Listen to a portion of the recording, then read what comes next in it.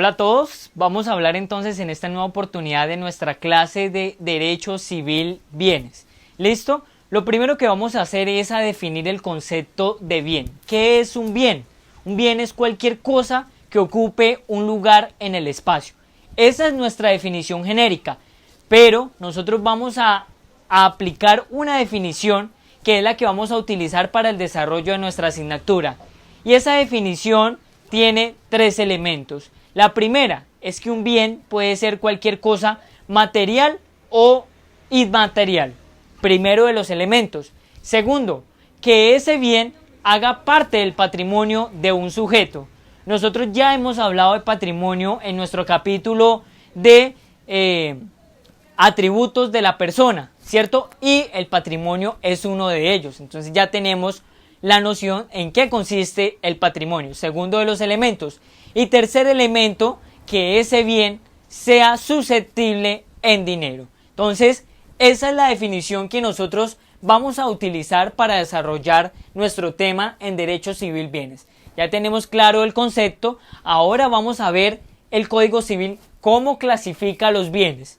La principal clasificación de los bienes que hace el Código Civil es incorporales y corporales. Los incorporales son aquellos que no se pueden percibir por los sentidos, pero que la noción que uno tiene de que puede disponer de ese derecho es de manera intelectual, de manera ideal, ¿sí? De manera intelectual. El ejemplo son los créditos, la hipoteca, el goodwill. Recordemos que el goodwill consiste en esa potestad que tiene el propietario de un establecimiento de comercio que la ley le otorga para poder cobrar una prima adicional por aquello que nosotros llamamos la acreditación, ¿sí? Entonces no es algo tangible, pero sí es una potestad que tiene ese propietario para poder disponer de ese derecho incorporal, de ese bien incorporal. ¿Listo? Vamos a hablar de los bienes incorporales. Entonces estos sí pueden ser percibidos por los sentidos y pueden ocupar un espacio en el universo. Estos bienes corporales se clasifican en bienes muebles y bienes inmuebles. Entonces los bienes muebles a su vez se clasifican en bienes muebles por naturaleza y bienes muebles por anticipación. ¿Qué son los bienes muebles? Entonces los bienes muebles son aquellos que tienen la posibilidad de trasladarse de un lugar a otro, bien sea por los propios medios de ellos o con la ayuda de alguna persona o de algún otro bien, ¿sí? El hecho es que se trasladan, no se mantienen fijos en un lugar. Y aquellos que son por naturaleza, pues precisamente porque su concepción así lo ha definido, es un bien mueble por naturaleza. Un bien mueble por anticipación, ya ahorita cuando veamos aquí este otro título, les explico de qué se trata este bien mueble por anticipación. Veamos los bienes inmuebles. Entonces son aquellos que no se pueden trasladar. Obviamente es todo lo contrario a los bienes muebles, ¿sí? No se pueden trasladar. Y estos bienes inmuebles también tienen una subclasificación, que son los bienes inmuebles por naturaleza, por destinación y por adherencia. Entonces los bienes por naturaleza es porque su concepción no permite, ¿cierto? Originariamente ese ha sido su origen, ¿cierto? Y pues no permite que puedan ser trasladados. Por ejemplo, las tierras, las minas, las aguas, ¿cierto? Entonces estas por naturaleza son bienes inmuebles que no pueden ser trasladados. Los bienes inmuebles por adherencia, es decir, tienen una transformación de ser bien mueble a bien inmueble. Por ejemplo, un ladrillo que usted compra en la ferretería es un bien mueble. Usted lo puede trasladar de un lugar a otro. Pero en el momento en que usted lo utiliza para construir una casa, pues empieza a formar parte de una universalidad que es una casa. Y una casa no se puede trasladar de un lugar a otro, es un bien inmueble, por eso ese ladrillo pasa a ser un bien inmueble. ¿Listo? Y por último, los bienes inmuebles por destinación. Entonces, su naturaleza original es un bien mueble, pero el hecho de que yo lo destine para el uso de un bien inmueble lo convierte en inmueble. El ejemplo claro es un tractor. yo tengo una finca, ¿sí? Compro un tractor y voy a destinar ese tractor para las actividades agrícolas de mi finca. Entonces, ese tractor que era originalmente un bien mueble, pero que lo estoy destinando para el uso de las actividades de esa finca, empieza a formar parte de esa universalidad, de esa finca. Entonces, por eso se llama que es por destinación. Sin embargo, ese bien mueble sigue conservando la posibilidad de que vuelva a ser mueble, ¿sí? Porque se ha convertido en un bien inmueble. Entonces, en el momento en que ese tractor se desprende de la finca, vuelve a convertirse en un bien mueble, ¿sí? Y por eso entra dentro de la clasificación de los bienes muebles por anticipación. Esa es la clasificación principal. Hay otras clasificaciones que trae el Código Civil, como por ejemplo bienes fungibles, bienes consumibles, bienes públicos, bienes privados. Hay muchas más otras clasificaciones que trae el Código Civil, pero esta es la más importante y la que vamos a utilizar. Bueno, vamos a hablar de los derechos que tienen las personas. Las personas, en el momento en que nacen, la ley les otorga unos derechos, ¿cierto? Y estos derechos a su vez se clasifican en derechos patrimoniales y extrapatrimoniales.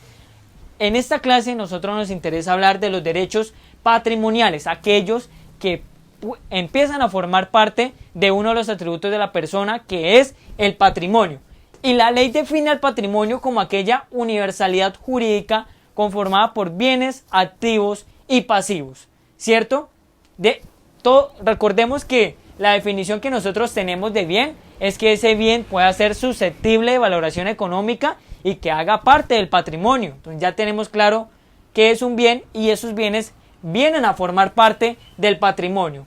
Dentro del patrimonio encontramos derechos reales y derechos personales, ¿sí? Entonces vamos a hablar de los derechos reales. Entonces, existen varios derechos reales, eso lo fija el Código Civil. Existe, por ejemplo, la posesión, el patrimonio de familia, la servidumbre, el usufructo, la propiedad fiduciaria, ¿cierto?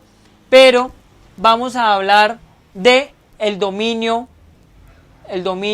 o la propiedad, que es una clasificación de los derechos reales. Antes de empezar a desarrollar este capítulo del derecho real, dominio o propiedad, veamos qué es un derecho real. Entonces, es esa potestad, es esa facultad que tiene la persona de poder disponer de un bien, de una cosa, ¿cierto? A esa persona se le atribuye esa potestad de que él pueda disponer de ese bien, ¿cierto? Entonces, el bien se convierte en el objeto de los derechos reales, ¿sí? Todos los bienes tienen derechos reales, porque es esa capacidad de que la persona pueda disponer de los bienes. Derechos reales, el objeto son los bienes. Y uno de esos derechos reales, que es el que vamos a desarrollar en esta clase, es el dominio o la propiedad. Entonces, ¿cómo adquirimos o a partir de qué momento nosotros podemos agregar bienes a nuestro patrimonio? Por medio del derecho real de la propiedad, ¿cierto? Entonces, lo primero es a partir de una fuente. Mire, aquí, a partir de una fuente. Nosotros en la clase anterior estuvimos hablando sobre el capítulo de Derecho Civil de Obligaciones y hay varias fuentes de las obligaciones. Está el contrato, el cuasicontrato, el delito, el cuasidelito, ¿cierto? Entonces es ese vínculo jurídico a partir del cual va a nacer un derecho, unas obligaciones. Entonces, para que nosotros podamos incluir un bien a la propiedad, es decir, a los derechos reales que hacen parte del patrimonio, pues necesitamos una fuente, es decir, alguna de esos vínculos jurídicos. ¿Cuál es el vínculo jurídico que vamos a utilizar? ¿El delito, el cuasidelito, el contrato, el cuasicontrato o la ley? ¿Cuál es ese vínculo que vamos a utilizar? Listo, ya definimos cuál es esa fuente. Entonces materialicemos cuál va a ser esa fuente. Entonces es el contrato. ¿Qué contrato vamos a utilizar? En ese momento en que empezamos a clasificar cuál va a ser ese vínculo, decir, por ejemplo, el contrato de compraventa, estamos haciendo referencia a ese acto, Una cosa es el vínculo, que es un contrato, y otra cosa es el acto. ¿Cuál es ese acto que vamos a formalizar para poder llevar a cabo ese vínculo? En el ejemplo que les estoy poniendo, ese acto podría venir siendo un contrato de compraventa, ¿cierto? La fuente es el contrato y el título, contrato de compraventa. Cuando ya tenemos una fuente y un título, entonces vamos a escoger un modo. Llevemos aquí el orden 2, por aquí 3. ¿Cuál va a ser ese modo? Ya tenemos definido la fuente, el título. ¿Cuál va a ser ese modo para que ese bien entre a nuestro patrimonio? Para que ese derecho real recaiga sobre nosotros y nosotros podamos disponer de él.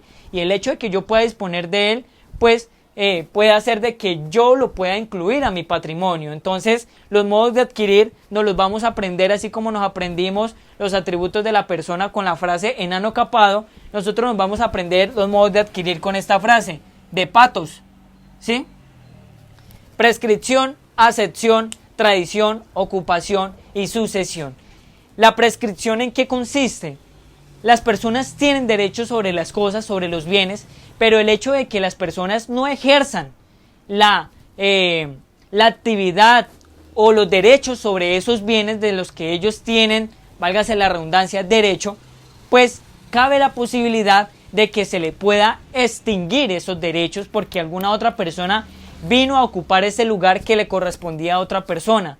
Entonces lo que está haciendo es, está adquiriendo esa propiedad por medio de la prescripción. A esa otra persona le están prescribiendo los derechos y en su lugar yo estoy ocupando ese lugar para que en el momento en que le prescriban los derechos a esa otra persona, pues yo sea el que pueda disponer de esos derechos. Primero de los modos. Segundo, la accesión. Entonces es cuando usted tiene un bien y ese bien tiene una transformación que pueda que le aumente o le disminuya la propiedad. El ejemplo más claro es el aluvión. Usted tiene una finca que colinda con el río. El río se secó y se desvió por otro lugar y empezó a darle más lugar de tierra, más territorio. Entonces eso va a empezar a formar parte de su territorio, de su propiedad. Entonces a eso le vamos a llamar accesión. Produce o junta, ¿cierto? El otro modo de adquirir es la tradición. Entonces la tradición consiste en esa potestad que tiene una persona que tiene el deseo de transferir ese dominio. Yo tengo la tradición y la puedo demostrar porque adquirí el bien de esta manera, ¿cierto? En los certificados de libertad y tradición podemos corroborar quiénes han sido los dueños del bien y el hecho de que ahí se constate quién es la persona que ejerce el dominio sobre ese bien, pues es esa persona la que puede transferirle ese bien a alguna otra persona que esté en la capacidad de recibirlo y pues que cumpla con las condiciones del contrato para poderlo incluir. Nosotros lo sacamos de nuestro patrimonio y la otra persona que lo está comprando lo incluye al patrimonio de esa otra persona. La ocupación, ¿cierto? Entonces es esa actividad que ejercen las personas en los lugares que de pronto no le pertenecen a nadie, ¿sí? Y pues que el hecho de que ella ejerza esa actividad de ocupar ese territorio, pues está adquiriendo una propiedad. Y por último, el último de los modos de adquirir es la sucesión, ¿sí? Entonces son esos derechos que recaen sobre una persona, pero en el momento de su muerte, pues van a empezar a ser transferidos a los herederos y a los que la ley designe. Estas son las maneras de que se pueden adquirir, la propiedad, que es uno de los derechos reales, que vienen siendo los derechos reales parte del patrimonio. Esa es la cadena para que no nos perdamos. Entonces, estos son los modos de adquirir. Por último, ¿cuáles son los elementos de esos derechos reales? Siempre vamos a tener un sujeto activo, es esa persona que ejerce la potestad sobre ese derecho, ¿cierto? El sujeto pasivo vienen siendo todas las demás personas que deben de respetar la propiedad privada. Esto es un principio erga omnes, es decir, aplica para todos. Y por último, un objeto, una cosa, un bien sobre el cual vamos a disponer ese derecho real que va a empezar a ser parte de nuestro patrimonio. ¿Listo? ¿Cuáles son las facultades que nos otorga el hecho de que nosotros ostentemos la propiedad sobre un bien?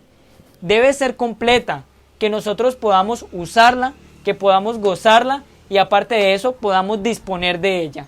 ¿Sí? La usemos, podamos recaudar los frutos de ese bien y aparte de eso, en el momento en que nosotros querramos transferir esa propiedad, pues lo podamos hacer porque tenemos la titularidad del derecho. ¿Listo? Hay unas características y es que esa propiedad puede ser absoluta, exclusiva y perpetua. Absoluta, ¿cierto? Exclusiva, porque solamente recae sobre una persona, y perpetua porque acá en Colombia siempre se va a aplicar esta característica. Es porque si su bien, independientemente de que ese bien sea suyo, pero en el momento en que usted muera, pues ese bien se le va a transferir a sus herederos. Entonces va a ser una característica de los bienes acá en Colombia, que los bienes siempre van a ser perpetuos. Y por último, los derechos reales o la propiedad en algunos momentos pueda que tenga algunas limitaciones, ¿sí? O unas restricciones, principalmente constitucionales, como por ejemplo las situaciones donde prima el interés general sobre el particular, ¿cierto? Por ejemplo, situaciones ecológicas, situaciones ambientales, urbanísticas. Entonces, esos son un tipo de situaciones en los que de pronto la propiedad de nosotros puede llegar a estar limitada. ¿Listo? Entonces, ese es el tema de derecho civil bienes, para que lo comprendan. Finalmente, todo se resume aquí en este capítulo, que es el patrimonio. Muchísimas gracias y nos veremos en una próxima oportunidad.